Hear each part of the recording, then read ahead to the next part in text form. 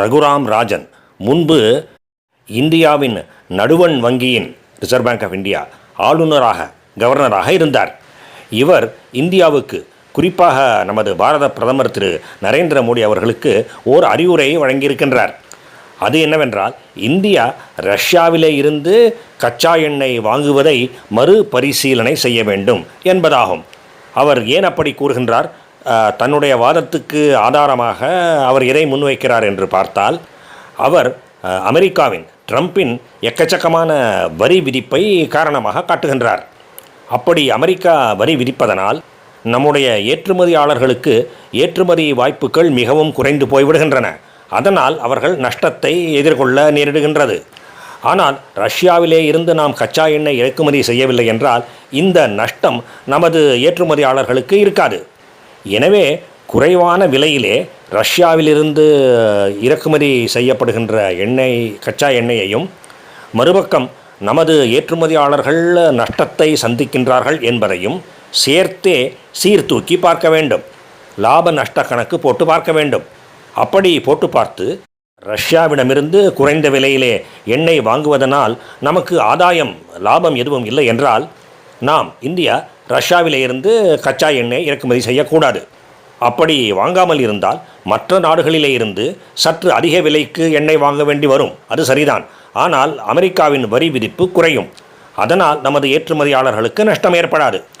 எனவே இந்த விஷயங்களையெல்லாம் சீர்தூக்கி ஆராய்ந்து பார்த்த பின்புதான் ரஷ்யாவிடமிருந்து கச்சா எண்ணெய் வாங்குவதை பற்றி இந்தியா ஒரு முடிவு எடுக்க வேண்டும்.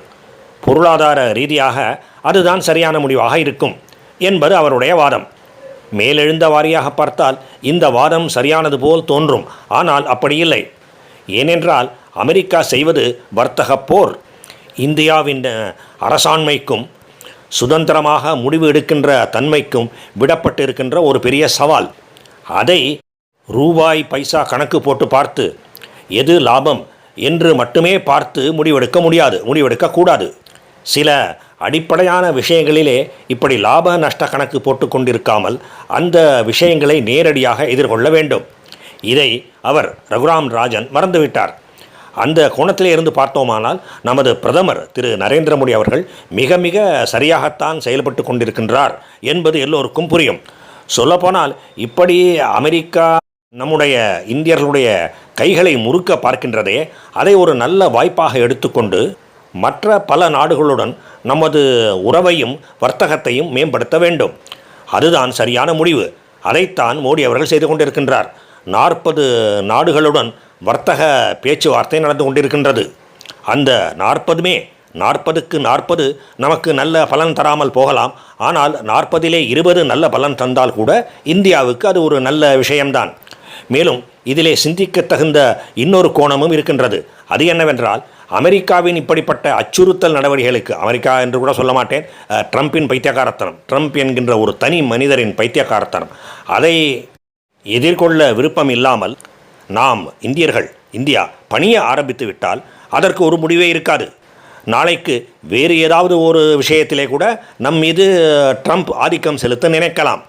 இது இப்படி தொடர்கதையாக போய்கொண்டே இருக்கும். அதை நோ மேட்டர் வாட், என்ன ஆனாலும் சரி ஏற்றுக்கொள்ள முடியாது. உதாரணமாக, ஒரு அண்டை நாடு நமது நாட்டிலே ஒரு சிறிய பகுதியை 1 கிலோமீட்டர் 2 கிலோமீட்டர் என்று ஊடுருவி ஆக்கிரமித்துக் கொள்கின்றது என்று வைத்துக்கொள்வோம். அந்த நாட்டுடன் நமக்கு நல்ல வர்த்தக உறவும் இருக்கின்றது என்று வைத்துக்கொள்வோம். அதை அரசியல் ரீதியாக, நிலப்பரப்பு ரீதியாகத்தான் பார்க்க வேண்டுமே தவிர வர்த்தக ரீதியாக பார்த்து கொண்டிருக்கக்கூடாது. இவ்வளவு பரப்பளவை ஆக்கிரமித்து விட்டார்கள், அதனால் அந்த நிலத்தின் மதிப்பு இவ்வளவு, அதனால் அந்த நஷ்டம் நம்முடையது, ஆனால் அவர்களுடன் நாம் செய்கின்ற வர்த்தகத்திலே நமக்கு கிடைக்கின்ற லாபம் இவ்வளவு என்றெல்லாம் கணக்கு போட்டு பார்த்து கொண்டு முடிவெடுக்க முடியாது. அதைப்போல்தான் இந்த வர்த்தக போரும்.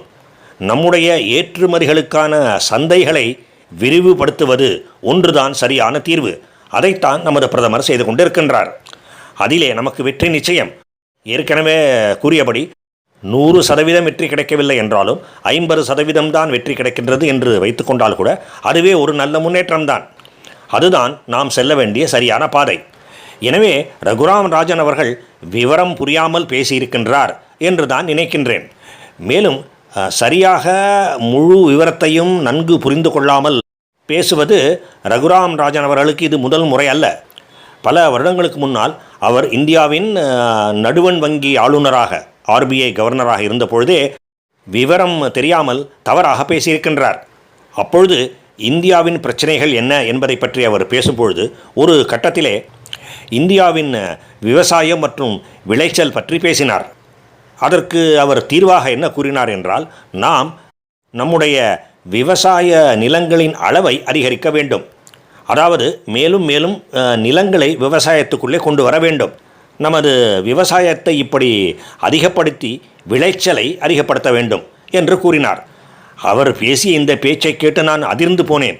ஏனென்றால் இந்தியாவிலே என்ன நடக்கின்றது என்பது கூட அவருக்கு தெரியவில்லை.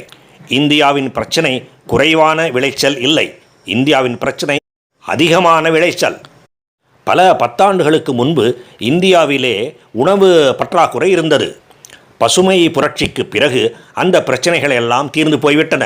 இன்று உணவு உற்பத்தியிலே தன்னிறைவு பெற்றிருக்கின்றோம். அது கூட ரகுராம் ராஜனுக்கு தெரிந்திருக்கவில்லை. மேலும் தன்னிறைவு பெற்றது மட்டுமல்லாமல் எக்ஸஸ் ப்ரொடக்ஷன், அதிக விளைச்சல் நடந்து கொண்டிருக்கின்றது. அந்த அதிக விளைச்சலை ஓரளவுதான் ஏற்றுமதி செய்ய முடிகின்றது.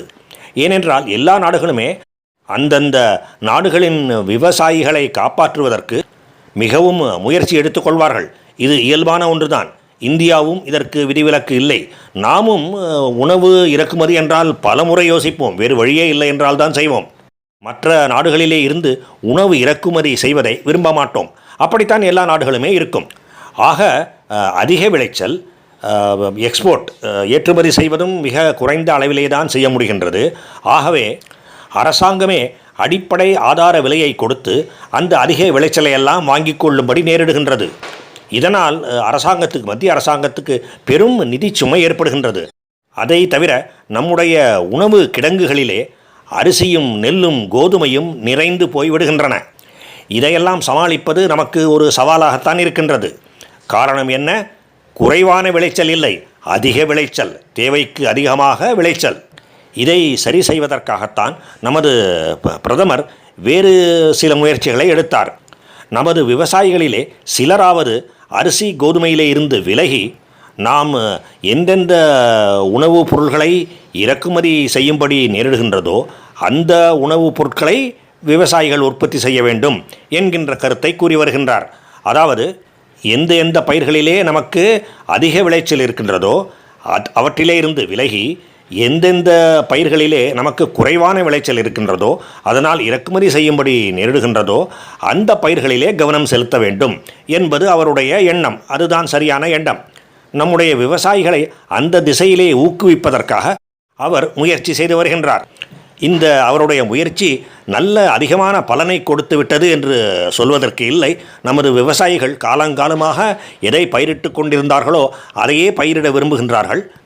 எனவே அவர் கூறியதை பலர் செவிசாய்க்கவில்லை.